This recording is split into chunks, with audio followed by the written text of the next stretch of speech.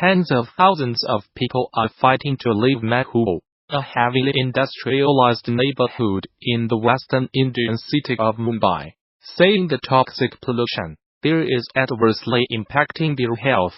BBC Marathi's Mahesh Khanna and an avian report on the residents battle to be relocated. Anita Dole, 38 was forced to move to a transit camp set up by the civic authorities in Meghul in May 2017, after the illegal slum she was living in was demolished. Since then, she says, she has been suffering. I have breathing trouble and high blood pressure, and the pollution has also affected my eyesight. She says, hers was one of more than 5,000 families estimated to be between 30,000 and 50,000 people that lost their homes in the demolition drive and were offered temporary housing in Meghul. They were told they would be given homes in another Mumbai suburb later, but residents say Meghul is not fit for living, even for a short time. A farmer fishing village is now closed to oil and petroleum refineries, chemical factories and fertilizer plants. The report in 2013 by the King Edward Memorial Hospital said that around 67% of people living in Meghul complained of breathlessness several times a month, and around 84% of them complained of eye irritation. In 2015, India's Environment Court National Green Tribunal said there was a perceptible threat to the health of residents in Meghul because of the prevailing air quality in the area. But local municipal authorities say 3 different surveys by the Maharashtra Pollution Control Board show that the pollution levels in Meghul are not different from other areas of Mumbai. Yet residents blame breathing issues, asthma, skin diseases, tuberculosis and blood pressure-related problems on poor local conditions.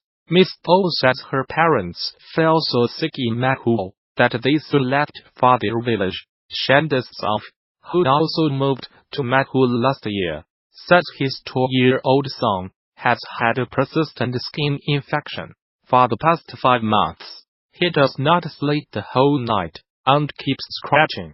I have consulted several skin specialists and changed his medication, but he has had no relief.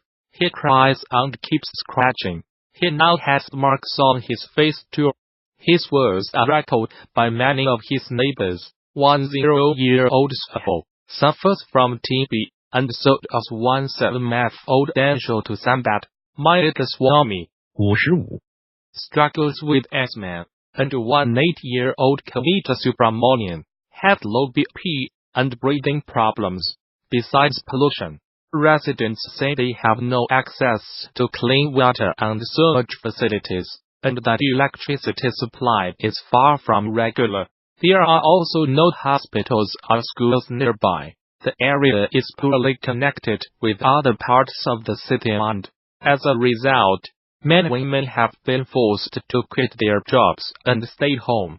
The transit camp where Ms. O lives is actually a block of apartments that goes by the official name of EVA Rasamaya layout. It has dozens of buildings and each is home to 300 congested one-room apartments. The complex is filled with sewage pipes are broken, gutters are overflowing, electric wires are dangling everywhere. The air is stuffy, mosquitoes abound and rascally past us as we walk around the neighborhood.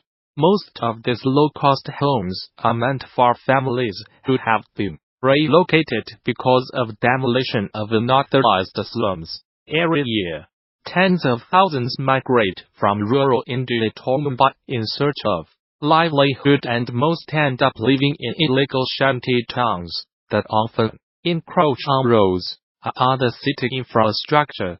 Most of those who were relocated to Meghul, including Ms. Doe, used to live in a slum along the Tensa pipeline, the 160-kilometer 99 miles long, water pipeline that runs through Mumbai, carrying water from Lake Tensa.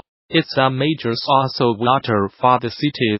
Just over half of the pipeline is overground, and over the years, unauthorized houses came up alongside it, and, in some places, on top of it. In 2006, a petition was filed in the High Court in Mumbai, asking the court to order the government to relocate those living in the slums to ensure that the water, which is used by the citizens of Mumbai, is safe, and that these pipelines do not become a target for persons to attack the citizens of Mumbai. Read more stories about pollution and the environment. In 2009, the court ruled that there must be a 10-meter gap between the pipeline and the nearest home, which meant that thousands of families had to move out. Their homes were subsequently demolished and they were told to relocate to Makhul. Many initially refused because of the pollution, but were forced to move as the demolitions continued. Mr. O has started an online petition demanding that they be moved out of Makhul. She and other residents have also petitioned the High Court. In August, the court said the civic authorities could not force people to move to Makhul and that they must find alternative housing for them or pay rent for those families that did move out.